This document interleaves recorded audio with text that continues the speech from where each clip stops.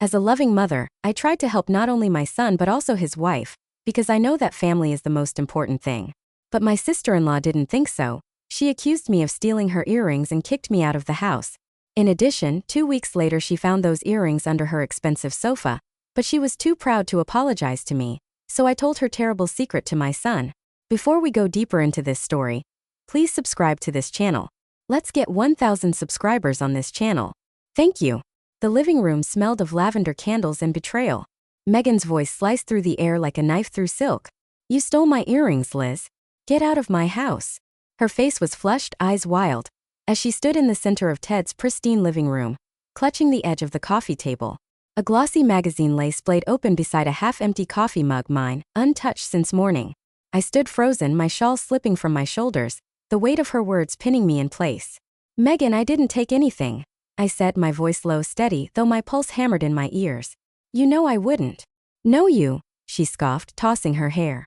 I know you've been poking through my things, thinking I wouldn't notice. She stormed toward me, her heels clicking on the hardwood floor, and yanked my coat from the rack. It landed in a heap at my feet. The wool crumpled like a discarded dream. Ted slouched on the couch, his eyes fixed on the floor. Mom, maybe you should go home for a bit, he mumbled, not meeting my gaze.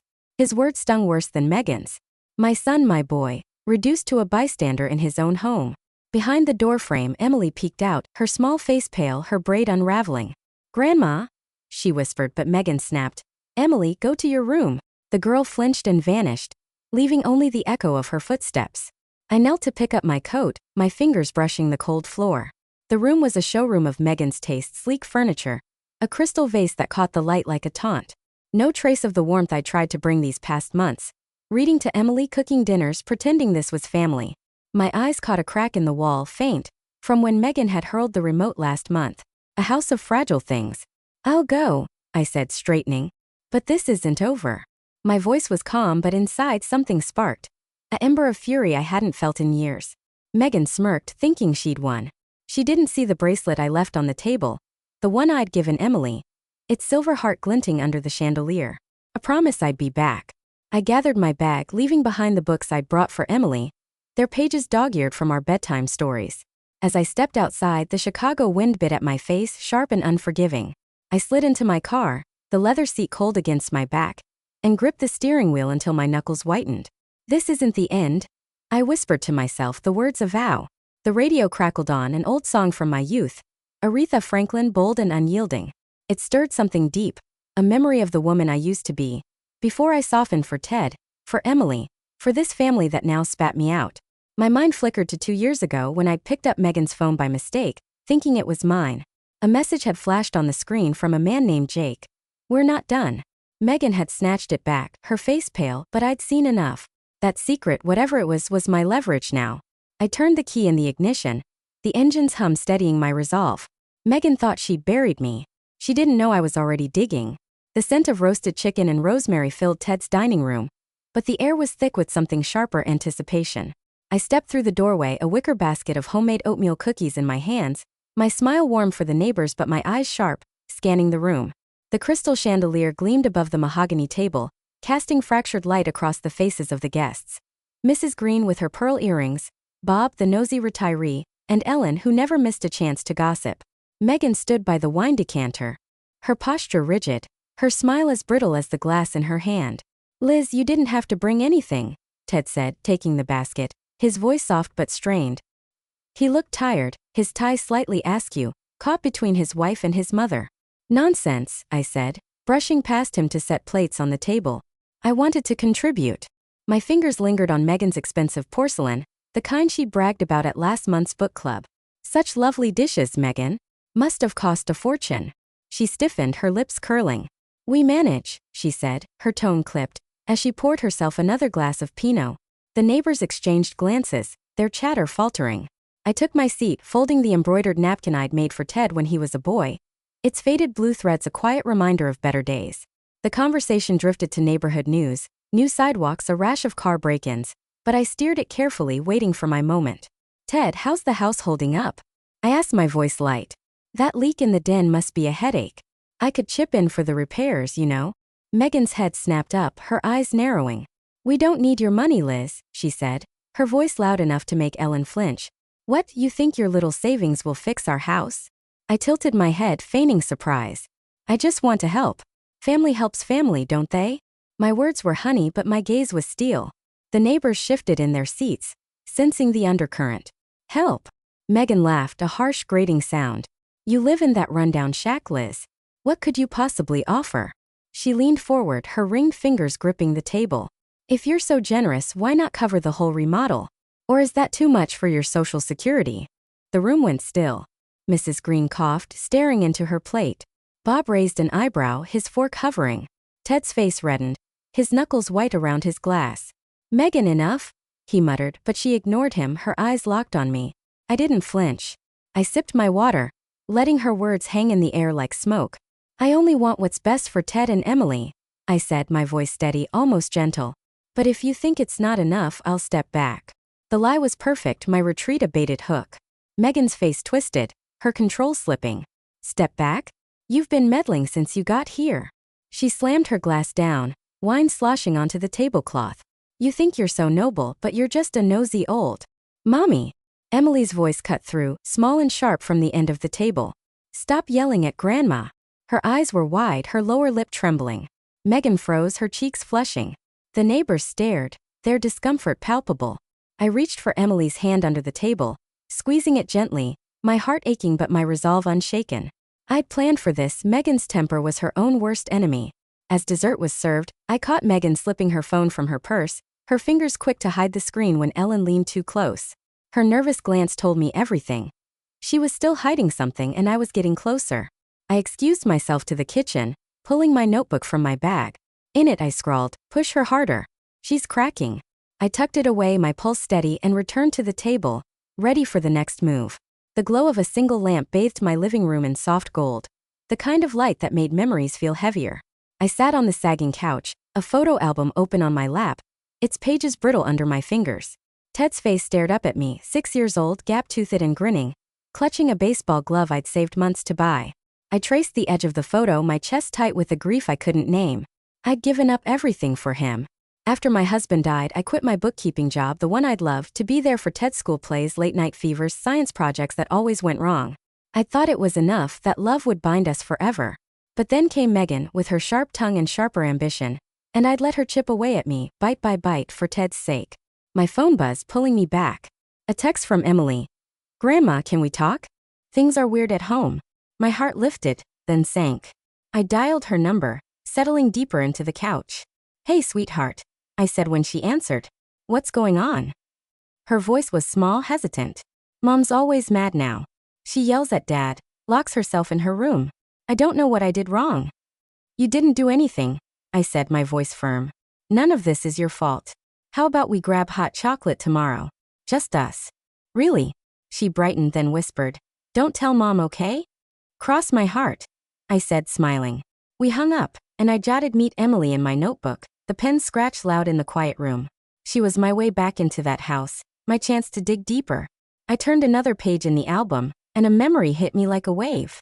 Christmas, 7 years ago, the table groaning with food, the air thick with Megan's perfume. She'd leaned across the turkey, her smile sharp, and said, Liz, your pies are as dull as your stories. Ever think of spicing things up? The room had laughed, Ted included, his chuckle a knife in my ribs. I'd smiled, brushing it off, but later, in the bathroom, I'd gripped the sink, my reflection pale and furious. Why had I stayed silent? I stood, restless, and crossed to the desk, rifling through a drawer.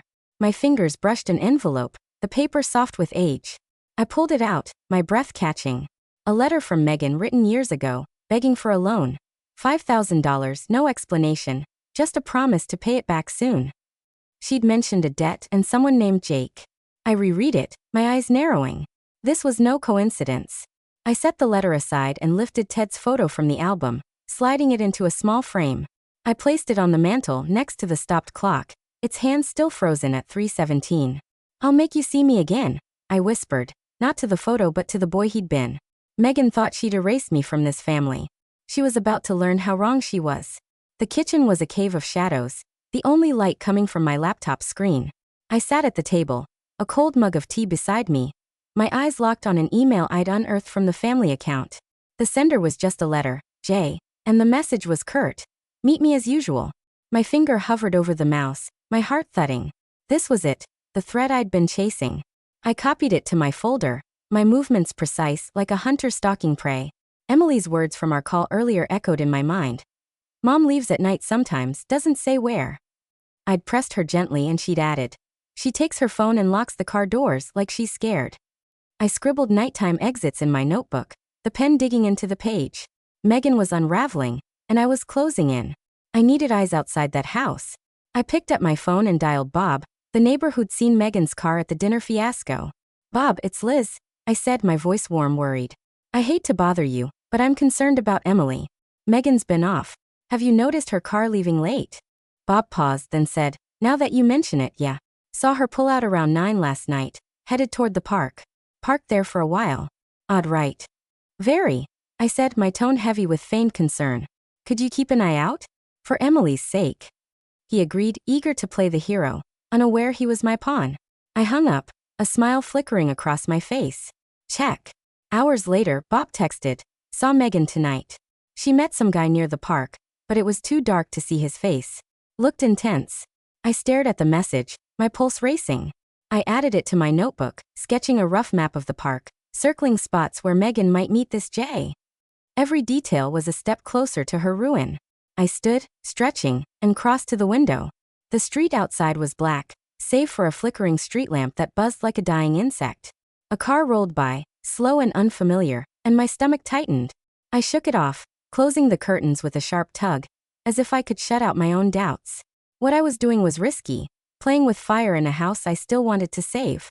But Megan had left me no choice. I sank back into my chair, my eyes drifting to the notebook. The lists, the maps, the fragments of her lies, they were my weapons now. I leaned forward, my voice a whisper in the empty room. You'll destroy yourself, Megan. I'm just holding the mirror. The words felt like a spell, binding me to the path I'd chosen. Outside, the night pressed closer, and I wondered who was watching who. The key stuck in the lock as if my own house didn't want me back. I shoved the door open, and the silence of my suburban Chicago home swallowed me whole. Dust motes danced in the slanted light, settling on framed photos of Ted as a boy, his grin wide and unguarded. The air smelled faintly of stale coffee and regret. I dropped my bag on the floor, the thud echoing in the stillness, and stood there, staring at the life I'd left behind to play grandmother in Ted's house. The house was smaller than I remembered, the wallpaper peeling at the edges, the furniture worn but familiar. I ran my fingers over the stopped clock on the mantel, its hands frozen at 3:17, the hour my husband died. I'd lived with Ted and Megan for months, pouring myself into Emily's world, and now? Now I was a stranger here too. My phone buzzed, shattering the quiet. Megan's name lit up the screen and my stomach twisted. I answered, bracing myself. What do you want? I asked, my voice flat. Found the earrings, she said, her tone dripping with mockery. Under the sofa of all places. Guess you're not a thief after all, old lady. In the background someone laughed. A sharp, careless sound that made my skin crawl. Maybe get some glasses next time. My grip on the phone tightened, my knuckles whitening.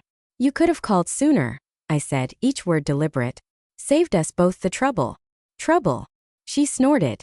You're the one who made a scene. Stay out of my life, Liz. The line went dead. I stood there, the phone still pressed to my ear, her words burning like acid. Old lady. The nerve of her, after I'd spent months raising her daughter, cooking her meals, while she pranced around in my son's life like she owned it. I paced the living room, my steps uneven, and knocked over a vase. It shattered on the floor, the sound sharp and final, like the last thread of my patience snapping. 2 years ago, I'd seen that message on her phone. I'd grabbed it by mistake, thinking it was mine, and there it was, Jake. We're not done. Megan had lunged for it, her eyes wide with panic, her voice shrill as she demanded it back. I'd pretended not to notice, but the memory stuck, a splinter in my mind. Whatever she was hiding, it was big. Big enough to ruin her. I sank into a chair, my breath steadying. No more playing nice. No more swallowing her insults. I pulled out my phone and typed a message to Ted. Did you know the earrings were under the sofa? I hit send, testing him, waiting to see if he'd squirm. His reply came minutes later, vague and spineless. Yeah, Megan told me. Sorry, Mom. Sorry. As if that fixed anything. I lit a candle, its flame small but fierce, casting shadows on the wall. A new fire was kindling in me, one Megan wouldn't see coming. I crossed the room to a shelf and pulled down an old wooden box, its edges worn, my initials carved into the lid. Inside were letters, photos, pieces of a life I'd tucked away. I lifted a yellowed envelope, its weight heavy with possibility. Whatever was in here, it might be the key to tearing Megan's world apart. The kitchen table was cluttered with papers and a cooling mug of coffee, but my focus was on the laptop screen. I scrolled through old emails, ones I could still access through Ted's family account, my eyes scanning for anything out of place. A subject line caught my attention. Meeting tonight. No sender name, just an initial J. My pulse quickened. I copied it to a folder, my fingers steady but my mind racing. This was it, the first thread to pull. I leaned back, the chair creaking under me. The kitchen was cozy with faded curtains and a sink full of dishes I hadn't touched since moving back. My notebook lay open beside me, pages filled with lists. Megan's habits, her lies, her weaknesses. I underlined secretive phone calls twice, the pen digging into the paper. Last night I barely slept, my mind churning with plans. I wasn't just angry anymore, I was hunting. My phone rang and Emily's name flashed on the screen. My heart softened. "Hey, sweetheart," I said, keeping my voice warm. "How's my favorite girl?" "Grandma." Her voice was bright but hushed, like she was hiding. "Can we get ice cream soon? Mommy's been weird." "Weird how?" I asked, leaning forward. "She's always in her office, locking the door, talking on the phone. I heard her yelling yesterday, but I couldn't hear who it was." Emily paused, then added, "I miss you." "I miss you too," I said, my throat tightening. "How about we meet at the cafe on Saturday? Just you and me." "Okay," she said, then lowered her voice. "Don't tell Mommy, okay?" "Promise," I said, smiling despite the ache in my chest. After we hung up, I jotted down locked office in my notebook. Emily, sweet as she was, had just handed me another piece of the puzzle. My mind drifted to years ago when Ted was a boy. I'd been a bookkeeper, sharp and ambitious, but I gave it up to raise him after his father died. I remembered a family dinner maybe 5 years back when Megan had sneered, "You were just a housewife, Liz. No wonder you're so simple." Ted had laughed, thinking it a joke, but her words had cut deep. I'd let them slide for him. No more. I opened the wooden box again, sifting through its contents. A letter from Ted written when he was 10 caught my eye. "You're the best mom ever." I pressed it to my chest, the words fueling me. I wasn't doing this just for me, it was for him, for Emily, for the family Megan was poisoning. An idea struck. I grabbed my phone and dialed Mrs. Carter, Megan's nosy neighbor. "Hi, Ellen," I said, my tone light, concerned. "I was just thinking about Megan. She seemed so stressed last time I saw her. Everything okay over there?" Ellen hesitated, then said, "Well, she's been always rushing off, snapping at everyone. I saw her arguing with some man in a car last week." "Oh, really?" I said, feigning surprise. "I hope she's all right." I hung up, a smile tugging at my lips. The seeds were planted. I closed my laptop with a soft click, the sound like a door shutting on the woman I used to be. Megan thought she'd won, but I was just getting started. The dining room smelled of chamomile tea and old wood, the kind of scent that clung to my modest Chicago home like a memory. I arranged the plates with care, my fingers brushing the embroidered tablecloth I'd sewn decades ago. On the buffet, half hidden by a vase of wilting daisies, lay a single sheet of paper, a printed email, its text vague but damning. "Meet me at the park, same time." No signature, just a J. I'd placed it there deliberately, a trap set for wandering eyes. The doorbell chimed and my pulse quickened. Showtime. Ted walked in first, his shoulders slumped, followed by Megan, her lips pursed as if she'd tasted something sour. Emily trailed behind, clutching her braid like a lifeline. "Thanks for having us, Mom," Ted said, his voice heavy with unease. Megan didn't bother with pleasantries, dropping her purse on the couch with a thud. "Sit, please," I said, gesturing to the table, my smile warm but my eyes sharp. I poured tea, my movements slow, lingering near the buffet just long enough for Ted's gaze to drift. He noticed the paper, his brow furrowing, but said nothing. Megan, oblivious, sipped her tea, her nails tapping the cup. "I thought we could clear the air," I began, my tone soft, conciliatory. "No more fighting. For Emily's sake." Emily looked up, her eyes wide, but Megan snorted. "Clear the air," she said, her voice dripping with scorn. "You're the one stirring up trouble, Liz. Digging where you don't belong." Her eyes flicked to the buffet and she froze, the cup trembling in her hand. She'd seen it. "What's this?" Ted asked, standing to grab the paper. His voice was quiet, but there was an edge to it, a crack in his usual passivity. "Nothing," Megan snapped, lunging for it, but Ted held it out of reach, scanning the words. "It's just junk mail. Give it here." I tilted my head, feigning confusion. "Is something wrong, Megan? I only want us to be honest with each other." My words were velvet, but they cut deep. Honest. Megan's voice rose shrill and unsteady. You're trying to ruin us. Snooping, spreading lies. She turned to Ted, her face flushed. She's been after me since the earrings, Ted. Don't you see it? Ted's eyes stayed on the paper, his jaw tight. What did you mean by old mistakes the other day? He asked, his voice low, deliberate. You said it like it meant something. Megan faltered, her fingers twisting a strand of hair. Nothing. I was upset. You're blowing this out of proportion. But her voice cracked, betraying her. Emily shrank in her chair, her eyes darting between her parents. I reached for her hand under the table, whispering, It's okay, sweetheart. Her fingers were cold, trembling, and my heart ached. But I couldn't stop now. The argument spiraled, Megan's accusations growing wilder, Ted's silence heavier. She stormed out, dragging Emily with her, and Ted followed, the paper still crumpled in his hand. The door slammed, leaving the house quiet, the tea cooling in its cups. I sat alone, my notebook open on the table. I wrote, Ted's doubting her. Keep pushing. A smile tugged at my lips, small but certain. The cracks were spreading, and Megan was the one breaking. The bedroom was a cocoon of shadows, the only light a faint glow from my laptop screen. I sat on the edge of the bed, my fingers hovering over the keyboard, my breath shallow. A new email had appeared in the family account, from that same cryptic J. Don't tell him yet. Meet me tomorrow. My heart thudded, a drumbeat of triumph. This was it, the final piece I needed. I copied the message to a folder, my movements swift, precise. My phone buzzed and a text from Bob, the neighbor, lit up the screen. Got a pic. Megan at the park with some guy. Blurry, but it's her. I opened the image, my eyes narrowing. Megan's silhouette was unmistakable, her hand resting on a man's arm, her laugh frozen in grainy pixels. I saved it to a flash drive, the soft click of the device like a lock snapping shut. I stood, pacing the room, my bare feet silent on the worn carpet. The weight of what I was doing pressed against my chest. Ted would be devastated, but he deserved the truth. I thought of him as a boy, small and scared, hiding behind me when a bully cornered him at school. I'd marched to the principal's office, my voice steady, demanding justice. You always save me, Mom, he'd said, his handmade necklace. A lumpy clay heart, pressed into my palm. I touched it now, hanging around my neck, its weight grounding me. I dialed Ted's number, my voice calm when he answered. Can we meet tomorrow? Just you and me. I'm worried about Emily. It was a half-truth, a way to ease him into the storm. Sure, Mom, he said, sounding exhausted. The diner on Oak Street, noon? Perfect, I said, then paused, choosing my words. Ted, are you happy? With Megan, I mean. A long silence. It's complicated, he muttered, and my heart sank, but I pressed on. You deserve better than complicated, I said softly. He didn't reply, but I heard the weight in his sigh. We hung up and I sat back, the flash drive heavy in my pocket. I crossed to the wooden box on my dresser, lifting its lid. Inside was a letter from Ted, scrawled in crayon. Best mom ever. I held it, the paper soft with age, and my resolve hardened. This wasn't just about Megan's lies. It was about saving my son. My phone buzzed again, Megan's name flashing.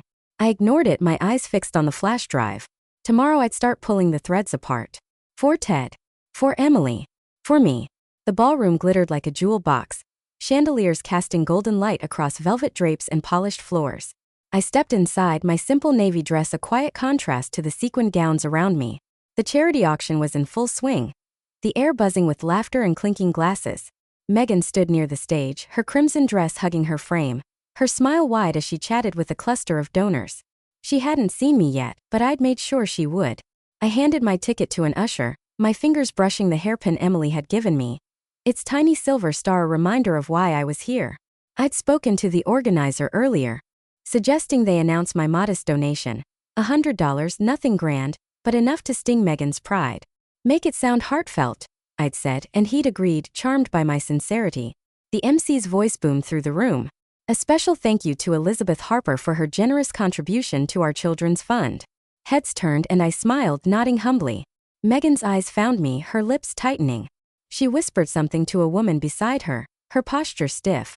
I took my seat beside Emily, who squeezed my hand. You look pretty, Grandma, she said, her voice small amid the crowd's murmur. Ted sat a few rows ahead, his face drawn, avoiding Megan's gaze. The auction began, items flashing across the screen. A weekend getaway, a diamond bracelet. Megan bid aggressively, her hand shooting up, her voice loud. 5,000, she called for a painting, basking in the attention. I leaned back, watching her unravel. Then came my moment. The MC paused, smiling. Let's not forget Liz Harper's kind donation. Anyone want to match her spirit? The room clapped and Megan's face twisted, her eyes blazing. I'll do better, she shouted, standing. 10,000 for the children's fund. Gasps rippled through the crowd, followed by applause. I hid my smile, my heart racing. She'd taken the bait. The organizer approached her, his tone polite but firm. Mrs. Crawford, can you confirm the payment now? We'll need a deposit. Megan's smile faltered, her fingers clutching her purse. I'll need a day, she stammered, her voice thin. Whispers spread, sharp and judgmental. A woman nearby muttered, always promising what she can't deliver. It's a misunderstanding. Megan snapped, her eyes darting to me. This is your doing, Liz. You set me up. Her voice cracked, drawing every eye. The room felt smaller, the air thick with her humiliation. I stood, my expression soft, regretful.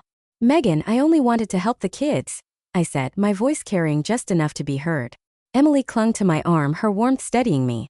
Ted looked away, his shoulders rigid as Megan's outburst grew wilder. The organizer escorted her aside, and I slipped out, the cool night air a relief against my skin. Megan's world was crumbling, and I'd barely lifted a finger. As I walked to my car, the stars above seemed brighter, sharper, like the truth waiting to cut through. The park smelled of damp grass and possibility, the late afternoon sun filtering through oaks that swayed in the Chicago breeze. I walked beside Emily, a picnic basket swinging in my hand, its weight grounding me. She fiddled with the silver bracelet I'd given her, its tiny heart catching the light. Her steps were hesitant, her eyes darting to the ground, and I knew she carried more than the backpack slung over her shoulder. Let's sit here, I said, pointing to a shady spot under a tree. I spread a checkered blanket, the fabric soft from years of use, and unpacked sandwiches, their crusts neatly trimmed the way she liked. Emily sat cross-legged, picking at a blade of grass, her silence louder than the distant laughter of kids on the swings. How's home, sweetheart? I asked, keeping my voice gentle, like coaxing a bird to land. You said things were weird. Want to talk? She shrugged, her braids slipping over her shoulder. Mom's always hiding stuff. I saw her put papers in a drawer, the one she locks. She got mad when I asked about it.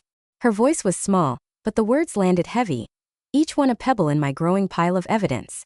I nodded, tucking the detail away. Sometimes grown-ups keep secrets because they're scared, I said, handing her a sandwich. But secrets don't stay hidden forever. My tone was light, but my mind raced, locked drawers, hidden papers.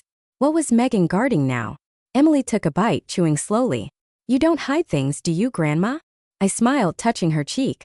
Not from you. I reached into my bag, pulling out a small medallion, its brass surface worn but warm. This was mine when I was young, about your age. I got it after I stood up to someone who tried to make me feel small. Want to hear the story? Her eyes widened and she nodded. I leaned back, the bark of the tree rough against my spine, and told her about the summer of '68, when I was 12 and a neighbor girl mocked me for my hand-me-down dresses. I was shy, let her walk all over me, I said. Until one day, I told her to stop, right in front of everyone. She never bothered me again. I pressed the medallion into Emily's hand. This is your talisman now. For courage. She clutched it, her face solemn. I'm scared, Grandma. What if Mom and Dad fight forever? My heart twisted, but I kept my voice steady. Change is hard, but I'll always be here. You're never alone. I hugged her, her small frame trembling against mine, and I vowed to shield her from the storm I was brewing. We packed up as the sun dipped low, the park emptying around us. Back home, I sat at my kitchen table, the flash drive heavy in my palm. I plugged it into my laptop, scrolling through the photos, the emails, the proof of Megan's betrayal. Everything was ready for Ted. I stood, catching my reflection in the old mirror by the door. Its cracked surface showed a woman I hadn't seen in years, strong, unyielding, no longer the victim Megan had tried to make me. The living room was dim, the only light spilling from a single lamp that cast long shadows across the faded rug. I sat on the couch, the flash drive clutched in my hand, its edges digging into my palm. My heart pounded, a steady rhythm of resolve and dread. Ted was coming, and tonight, everything would change. The doorbell rang, sharp and final, and I rose, smoothing my skirt, ready for the reckoning. Ted stepped inside, his face lined with exhaustion, his coat damp from the evening drizzle. You said it was important, he said, his voice low, wary. What's going on, Mom? Sit, I said, gesturing to the armchair. My voice was calm, but my fingers trembled as I plugged the flash drive into my laptop. There's something you need to see. He frowned, leaning forward as the screen lit up. I opened the folder, clicking on a photo, Megan at the park, her hand on a man's arm, her smile intimate. Ted's breath caught. "What is this?" he asked, his voice tight. "It's Megan," I said, keeping my tone even. "She's been meeting someone. For years." I scrolled to the emails, each one a nail in her coffin. "Meet me at the park. Don't tell him." The words glowed, undeniable. "His name's Jake." I found proof in the family account. Ted shook his head, his hands gripping the armrests. "No. She wouldn't. This is a mistake." But his eyes stayed on the screen, his jaw clenching as he read. I placed a hand on his shoulder, gentle but firm. "I didn't want to believe it either. But I had to protect you. And Emily." My voice wavered, but I held his gaze, willing him to see the truth. The door burst open, and Megan stormed in, her face flushed, her purse swinging wildly. "You're poisoning him against me," she screamed, pointing at me. "Those are lies, Ted. She's twisting everything." Ted stood, the photo still open on the screen. "Then explain this," he said, his voice low, dangerous. He pointed to the bracelet on her wrist in the image, the same one glinting on her now. "You wore that last week." Megan's mouth opened, then closed, her eyes darting like a trapped animal's. "Everyone makes mistakes," she stammered. "It was nothing, Ted. You can't throw away our life over this." "Mistakes?" Ted's voice rose raw and ragged. "You've been lying to me for years. I'm done, Megan. We're done." The words landed like a gavel, final and unyielding. Emily peeked from the hallway, her face pale, her eyes wet. I caught her gaze, nodding softly, a silent promise that she'd be okay. Megan spun on me, her voice venomous. "You'll regret this, Liz." She grabbed her purse, a phone tumbling out as she fled, the door slamming behind her. Ted sank into the chair, his head in his hands. I stood by the window, the night pressing against the glass, my reflection steady. Megan's world had shattered, and I'd held the hammer. The scent of fresh-baked cookies filled my living room, warm and comforting, a stark contrast to the chaos of the past week. I stood by the window, watering a potted geranium, its red petals vibrant against the morning light. The doorbell chimed, and my heart lifted. I opened the door to find Ted and Emily, their faces softer than I'd seen in months. Ted held a small box, his smile hesitant but genuine. "Mom," he said, stepping inside. "I owe you everything. You opened my eyes." His voice cracked, and he set the box on the table. A book, one I'd left at his house, its cover worn from years of reading to Emily. "I was blind, ignoring how Megan treated you. I'm sorry." I hugged him, his warmth a balm to old wounds. "You're here now," I said, my voice steady. "That's what matters." Emily bounced beside him, holding a folded piece of paper. She thrust it into my hands, her eyes bright. "It's us," she said, pointing to the drawing, a crayon sketch of her, me and Ted standing under a rainbow. I pinned it to the wall, next to the photo of Ted as a boy, its frame catching the light. The room felt fuller, like a home again. We sat, sharing cookies, and Ted told me his plans. "I'm looking at apartments nearby," he said, wiping crumbs from his chin. "Somewhere Emily can have her own room. We'll be close, Mom. I promise." Emily nodded, her mouth full, and I smiled, my chest light with hope. My phone buzzed, a call from Ellen, the neighbor. "Liz, you won't believe it," she said, her voice low, gleeful. "Megan's gone. Left town, they say. No one's inviting her to coffee anymore. Not after the stories going around." I thanked her, hanging up, a quiet satisfaction settling in. Megan had built her castle on lies, and it had crumbled without me lifting a finger. Later, I stepped into my garden, the air cool, the soil rich under my hands. I knelt, digging a small hole, and planted a rosebush, its buds tight with promise. "For a new start," I whispered, patting the earth. I thought of a moment years ago, after my husband died, when I'd stood in this same garden, vowing to never let anyone break me. I'd kept that promise. The sun sank low, painting the sky in gold and amber, its warmth kissing my face. I stood, brushing dirt from my hands, and looked out at the horizon. The world felt wide, open, mine again. A butterfly landed on the rose, its wings trembling, and I smiled, knowing I was finally free. If you liked this story, please help me reach 1,000 subscribers by tomorrow by subscribing to this channel. We also recommend listening to our previous story. It's even more shocking. Just click on the box on the left to play it. Thank you for watching.